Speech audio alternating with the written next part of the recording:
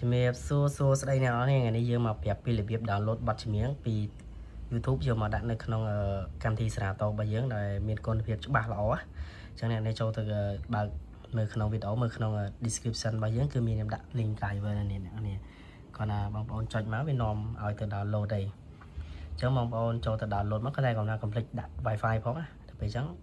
អត់បានទេអញ្ចឹងរងចាំបន្តិចមកវាចេញមកហើយនេះអ្នកឲ្យវាចេញមកអញ្ចឹងអ្នកនេះចុចពាក្យ download ឡើងនេះមកតោះមកវានាំទៅកន្លែង download អញ្ចឹងយើងចុច download anyway ឡើងនេះអ្នកនេះចុច download មកហើយមកហើយនេះបន្ទាប់មកយើងចុច allow កន្លែងនេះមកនេះអញ្ចឹងវា download អញ្ចឹងយើងទៅ check ឡើងនេះអ្នកនេះរងចាំមើលវា load មកពេញមកកម្មវិធីយើង download រួចហើយវាចេញមកអញ្ចឹងអ្នកឃើញសញ្ញាស្វែងរកអ្នកចុចលើហ្នឹងមកវានាំយើងទៅយកហើយអញ្ចឹងយើងចុចបើក install វាមកអ្នកចុចឲ្យជាប់លើ mouse pad របស់យើងលើ pad របស់យើងចុច2ដងឲ្យជាប់ឲ្យញាប់មកចេញមកហើយនេះណានេះឃើញបើកវាចេញមកចេះអញ្ចឹងរងចាំវាមកសន្ទុះមកវាចេញមកហើយអត់យូរទេនេះវាចេញមកអញ្ចឹងអ្នកនេះឃើញពីកន្លែងនេះយើងគ្រាន់តែអស់វាយកមកដាក់កន្លែងនេះមកនេះតែប៉ុណ្្នឹងឯងពេលដែលចូលអស់ហើយនេះចូលឆែកនៅកន្លែងកម្មវិធីនេះយើងបើកវាមកយើងអស់វាមើលទៅនេះឃើញវានៅកន្លែងនេះហើយអញ្ចឹងយើងចុចបើកវាមកអ្នកនរនេះឃើញអញ្ចឹងកម្មវិធីផ្សេងៗឡើងនេះយើងខ្វែងចោលទៅមកឲ្យទៅយើងអញ្ចឹងណាយើងខ្វែងវាចោលអស់មកបន្ទាប់មកកន្លែងនេះយើងចុចយក open មកអ្នកនរនេះ open នេះទៅវាចេញមកកន្លែងនេះយើង allow ក៏បានដល់ allow ក៏បានហើយតែណាបើសិនយើងខ្ជិលឲ្យ notification ញ៉ៃយើងចុចដល់ allow មកក៏វាឃើញអញ្ចឹងកន្លែងនេះអ្នកនរឃើញហើយអញ្ចឹងយើងចូលមកកាន់ setting សេរីវាសិននេះ setting កន្លែងនេះអ្នកនរឃើញហើយចូលមកបន្ទាប់មកយកពី performance នេះអញ្ចឹងយើង check quality ចម្រៀងរបស់យើងសិនចុះមកដល់កន្លែងនេះយើងឃើញកន្លែងពាក្យថា audio output នេះចុច select លើហ្នឹងមកបន្ទាប់មកយើង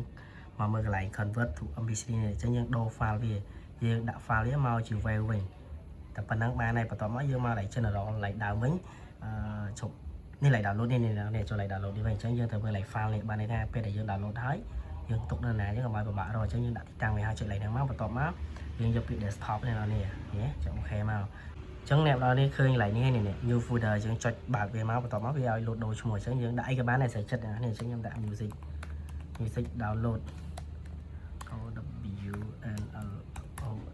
download អញ្ចឹងទៅអញ្ចឹងយើងចុច create មកប៉ុណ្ណឹងនេះឃើញអូខេអញ្ចឹងកន្លែងនេះយើងចុច open វាទៅមក